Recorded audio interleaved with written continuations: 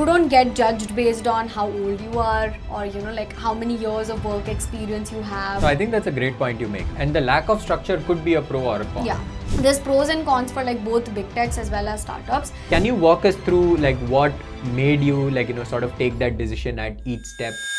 Well, hello again to episode 2 of Keep It Real with Adi and Ash. In today's episode, we're going to talk about one of the favorite topics that we hear all the time, which is big tech versus startups. So Adi, you have always worked at big techs. And I have fairly worked at big techs and now I'm at a startup. Let's start sharing our perspective about like, how each of them are. I'll probably like share some of my experience of what I liked versus what I didn't. And you back me up if I'm right or like, if you have different experiences there. Like starting off with IBM, I would say like, as a new grad, like who just graduated and like started off in my first job, I felt IBM was great because I had, mentors, I had people to help me out with, had a very structured roles and responsibilities. I thought it was a very smooth transition from being a student to a professional. So I felt I was very comfortable. But eventually, I think there was a point where I felt it started getting too slow.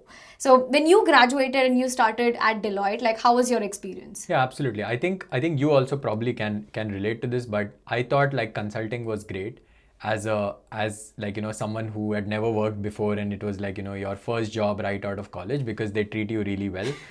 You're flying for client meetings and you get to present to a top executive at a client company, almost directly. And they invest a lot in like upskilling and getting you up to speed with the latest technology. Like, I think like if you're not really sure what you want to do and you want to explore a wide variety of industries, wide variety of technologies, it's really good. Yeah. The first thing that I did, I still remember, I wanted to work in tech, but then I was not sure really what I wanted to do. And the first thing that Deloitte made us do is I took a trip to Austin and I did a Google Cloud certification training for 2 weeks. And that's just my job, like 2 weeks just study and I get paid for it and I give the certification exam, like that's it. And I thought that was really great because now in hindsight, like that training took me from working at some really impactful Google Cloud projects at Deloitte and then eventually making the move to Google itself, which I probably would not have made if I had not done that training in the first place. So I feel like IBM is also primarily a consulting company, although has a technology wing and consulting, but that culture is very similar where you have great networking opportunities, everyone sort of comes in person and you travel together, you have dinners together, you have experiences together. I know you travel to a lot of places across the world as well. So I was also like a customer facing data scientist, right? So I was literally like traveling to different countries and like speaking with customers, building machine learning models for them. So it was all great because there is again like maybe budget is one of the biggest things that you get, like when you're working at a big tech, like they have a lot of budget, they have a lot of leverage that you can have in terms of like getting mentorship. People give you like a very structured role and responsibility. You know exactly what you need to do. And that I feel is like one of the biggest differentiators when I'm at a startup right now. So this isn't like my first experience at a startup. Like you've seen me go through that before as well with PyTorch Lightning. That was like a part-time gig that I was doing as a developer relations as well, like back then. This was 2020, 2021, around that time. So it was again like, the experience that I had there was that, there is no territory, there is no markings, there's no roles and responsibility. Your goal, as anybody working at a startup, your goal is to make the company successful. So now, whatever it takes, whatever skills you have, whatever tricks you have to just, put it out there and work towards making that company successful. So I think that was a very different experience for me, and somewhere like the reason that I sort of like moved out of Google and Microsoft eventually in that direction was because of that. Yeah. No, I think that's a great point you make. And the lack of structure could be a pro or a con. Yeah. Like sometimes startups can be too chaotic. I have not worked at a startup, but seeing your experience and hearing from other people, it can get chaotic at times. Sometimes the OKRs are not clearly defined. You have to pivot very quickly based on where the startup is going. So it's not for everybody. Like it's not for the faint hearted. I feel like if you're just graduating right out of college, the structure and like, the experience of working at like a Google or an IBM is very different. Like at Google, like even today, like, we have a set of OKRs, and the pace is actually not that slow. It's just like, obviously it's not, you won't get to wear as many different hats as like you do at a startup, because the goal ultimately is to meet those OKRs of your team, and the OKRs are sort of set as like, in stone once the year starts, or like, they're set for a quarter. So there's a lot more structure, which is good in a way, because that allows you to also like explore things outside of your work, or if you spend some more time networking. I feel like as an early professional, like that is also very important. I'm sure you sort of feel that difference as well, since you have also worked at Google and Microsoft. So yeah, I mean, that's definitely a big benefit of big tech. So Aishwarya, I find your journey very interesting, right? Like you had, you started off at IBM, like, very structured, like consulting experience. And then we worked at Google together for about a year. And then you made the switch to Microsoft for startups. So it seems like you sort of had the inkling towards working towards a startup, because you were working at big tech, but with startups. And then eventually you moved to a startup. So can you walk us through like what made you like, sort of take that decision at each step? And like, how has it been for you? I mean, going from IBM to Google was a no-brainer. And looking back, I was still an early professional, and it was one of the primary reason was because of the salary hike, right? Like that was my primary reason to make that move. Even though like the job role was more or less similar, I was still like working on building machine learning models. Maybe slightly different was that IBM, because the team was smaller, I was more focused on like end-to-end ML. Right from like data engineering to building models to putting them in production, or like having dashboarding and stuff like that. But Google was more just machine learning model building phase. So that was more like concentrated, at least for my role. Eventually, I think that this is anybody who's working at a big tech would realize this, is that somewhere you feel a little bit pigeonholed into going really deep into one stuff, doing the same thing over and over again every single day. And to me, the one thing that I felt that I didn't like about that was that I didn't have enough time to explore other things, like and AI space, of course, like it's moving so goddamn fast. Like it's very, you feel like, there's a FOMO that, oh, I want to learn this. Like I want to check out this like new open source model that has come out. I want to check out this new package. But if you have like limited time, or like your job doesn't let you spread your wings in that manner, sometimes you feel very constrained, and that was exactly what was happening to me. And when this opportunity came to me from Microsoft for startups, I thought it was very cool. So my role was not a lot of people understand this role, so it was called a senior AI advisor. So this was part of Microsoft for startups team, and the goal for me there was that I was an AI advisor for the Microsoft for Startups portfolio companies. So the way this works is Microsoft for Startups has a bunch of startups that they support. For example, Y Combinator, Neo, Alchemist, Alt Capital, all of these incubators were part of Microsoft for Startups preferred pathways. Like that was the program that they had for selected startups that they have special benefits for. And I was an advisor for these Y Combinator startups like Alchemist, Neo, and all of these other incubators that I spoke about. So what was interesting is that all of these startups, one, are working on a lot of different tech, right? They are using a lot of different models. Most of them were building on OpenAI APIs, and then they were like trying to move to a more secure environment, and that's where Azure OpenAI came in picture. So it was all about like helping them design a good architecture, like if they are having issues with these OpenAI model inferencing and stuff, like helping them resolve that. And during the process, one thing that was very interesting for me is that you don't just grow from a technical perspective, but you get to understand the day-to-day operations of an entrepreneur. Yeah.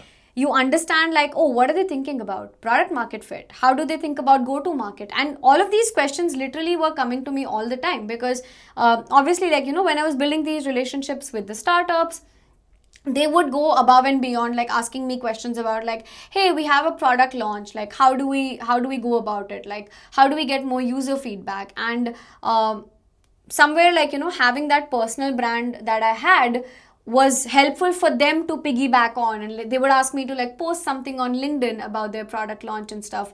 So that gave me a lot of exposure into what a startup ecosystem looks like, how a startup operates, what works well for them, what doesn't work well for them. And I could do this for like more than 200 startups at once. So that generalist mindset is what I could build in that role. And eventually, like, the reason I ended up at Fireworks was because one of my friends, like, whom I was working with at Google, is a co-founder of Fireworks, and he eventually like suggested that I join his startup, and it felt like a great role. So I ended up here. And yeah, like, that's been my experience. But you've been at Google for like quite some time, like touching 5 years now, right? So from your perspective, if you start feeling bored in your role, what are your recommendations for people to do in big tech? Like, what could they do to expand their knowledge, or like spread their wings, do things that they want to outside of what their role is? Yeah, I feel like there's plenty of opportunities to pick like unique projects even within a big tech. Like for me personally, I really love the culture at Google. I love the people that I work with. Like I feel like for me, my mental health and my happiness every day when I wake up and I go for work is the most important thing. Like even more than money. Like of course you need baseline income to sustain a good life, but beyond that, like for me personally, I am not driven by money. What drives me is the fact that I get to work with people I like. I'm not in a toxic environment. I get the time to shine and work on things that are like, if I get bored, I can easily talk to my mentor or my manager that I need to work on something different, maybe work for a different project. Or one thing that Google and I think a lot of big tech also offers is like, the opportunity to do a 20% project outside, like in a completely different team. Like even if you are working for the product team, you can do a 20% project with a completely random engineering team.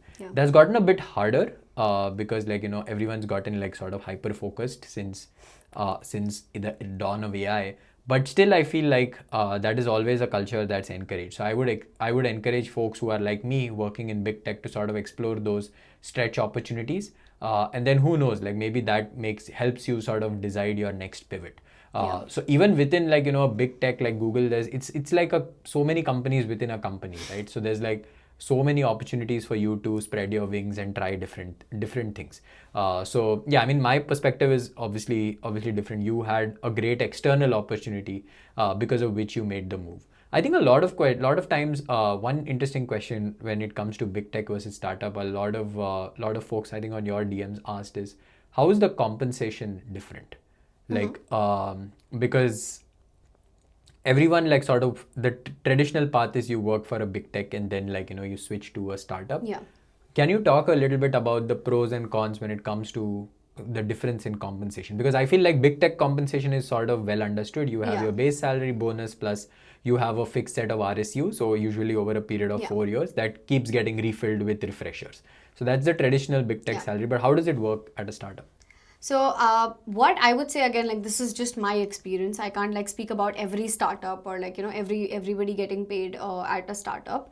But what I've seen is from a base point of view, I think it's very well compensated, at least to a point where like all of your day-to-day expenses are taken care of. And especially like, I'm just comparing this, right? Like when you work at a big tech, you're mostly using your base salary, like your equity or whatever RSUs that you have, you try to like not touch. At least like I try to like not touch that. That's just like my investment, and I try to like live off my base. So from that perspective, I felt like I'm making better base at a startup because there's no like bonus plus base. Like it's just like one cash component that you have. So definitely like I have a better cash component at a startup compared to a big tech, because at a big tech, like they sort of cap you on how much base you can negotiate. But at a startup, because the equity that they are giving you is not liquid, you have more leverage to ask for more base pay. That's the way I negotiated.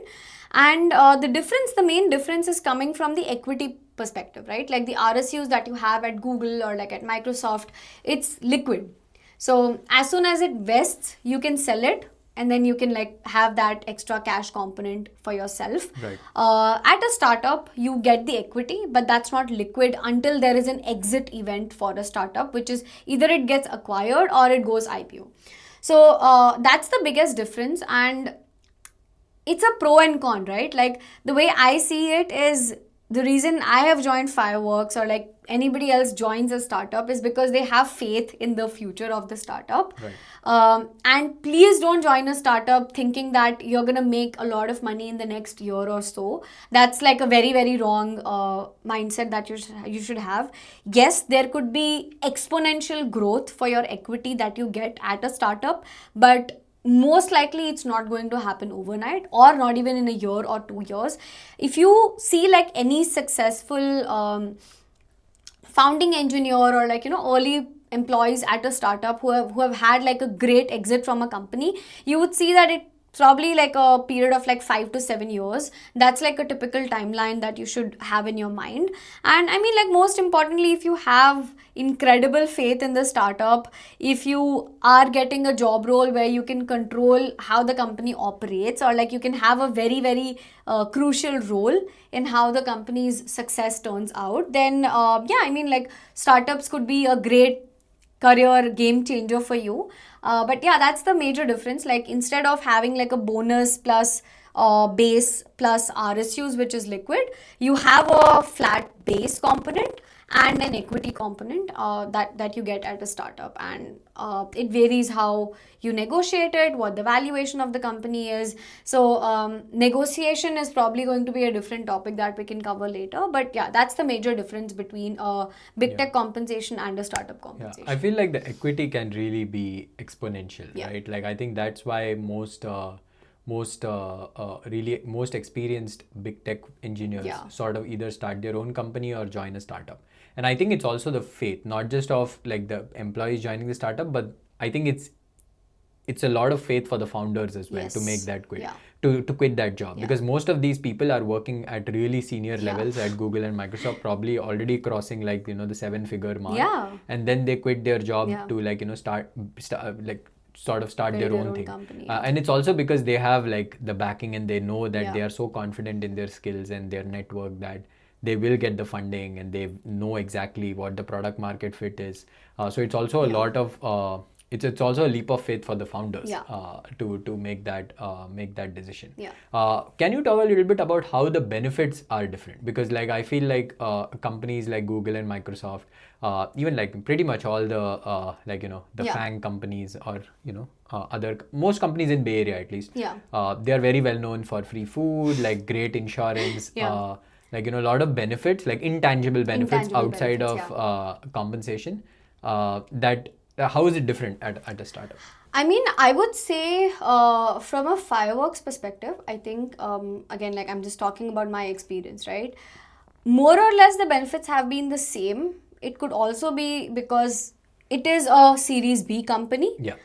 That's also like, that also plays a factor. So like, if you're somebody who's thinking about like joining a startup but are not very sure, or like don't want to like take that leap of faith, you could very well join a startup which is say like Series B, C, D, Yeah. like more mature startup, which gives you like more stability. Because I mean, like, any startup, like after the Series B stage, they have a bit of structure around like insurance, 401k, all of the benefits that you typically see in big tech. I mean, for me, I think like the food culture, like the free food, micro kitchen, everything is literally the same as it was at Google, because our founders are like all ex-Meta, ex-Google. Like, all of us are from like ex-Meta, ex-Google. So yeah, I mean, like, the culture is something that we have borrowed from the big tech, and we are like, Exactly, yeah. we can't live without the food, like Yeah. you need those perks. So that's something which I feel is the same. But what I personally feel is really, really good from a startup, not intangible benefits, is just the flexibility, like the flexibility of what you want to do and the kind of decisions that you can drive. you don't get judged based on how old you are, or like how many years of work experience you have, or like what seniority level are you coming from. So there is no like much weightage on your position or like your Yeah. years of work experience and stuff like that. And I feel like the more I'm seeing, the younger people like in their early 20s are the Yeah. ones who are like killing it in the startup ecosystem. And Absolutely.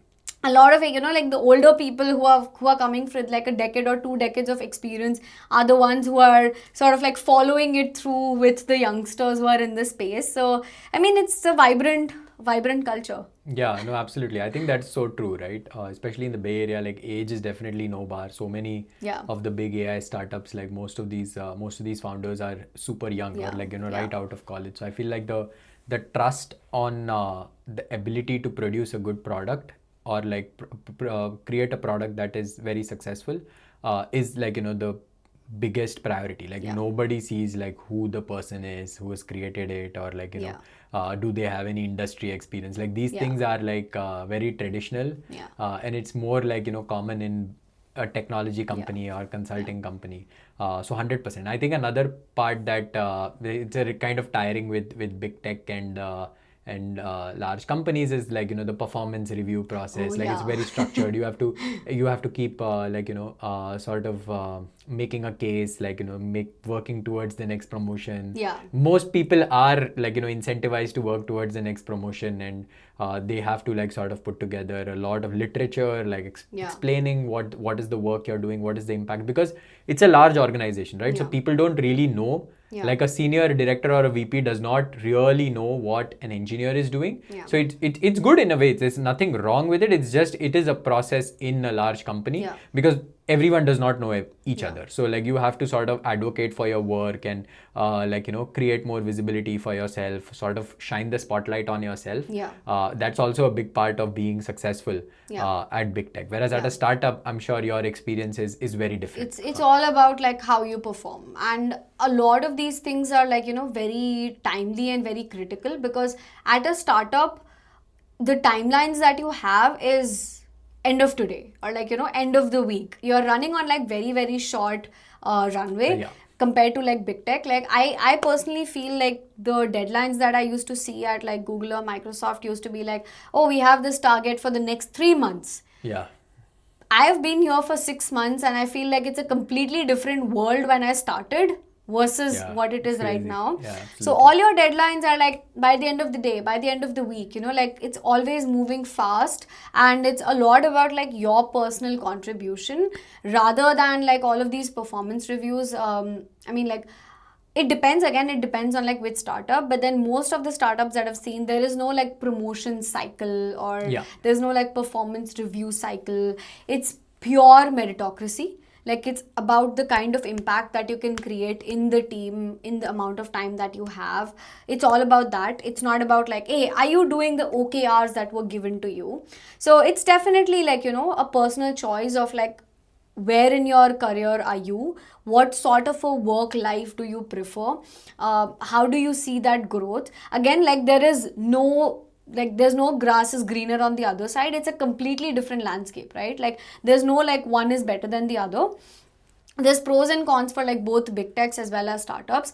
So what I would recommend, like is just to like jot down the kind of work culture that you prefer, the kind of growth that you want, the kind of work that you want to do, and just based on your personal preferences, make like a pros and con list for startup opportunities that you're getting. Again, like not all startups are the same, not all big techs are the same.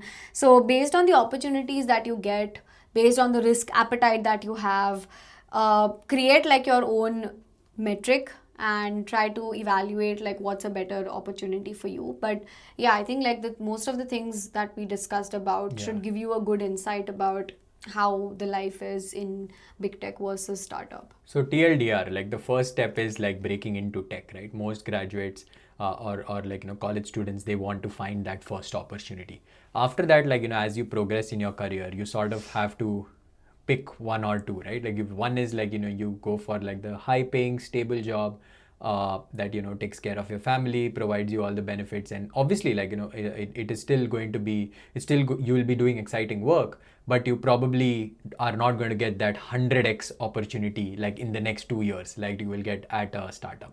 So it's sort of a personal preference. I feel like when you are younger, like your risk appetite is also higher. Also, it helps if you are a couple, then, like, you know, one of them Yeah. takes the riskier path and the other one sort of sticks to the more traditional, like, sort of holds the boat, while the other person sort of, like, you know, explores it. And that's, I mean, it's again, it's a personal choice. Like, you don't have to be a couple, you don't have to make a jump to a startup. Like, it's all dependent on, like, you know, where you are in your life and what gives you happiness. Like, coming back to the point, like, are you happy every day and do you feel like you're doing impactful work? I feel like Yeah. that should be the number one priority. Money and other things are like a byproduct, Yeah, in my opinion. absolutely. Well, that sort of wraps up our episode 2 of Keep It Real with Adi and Ash. We'll see you in the next episode.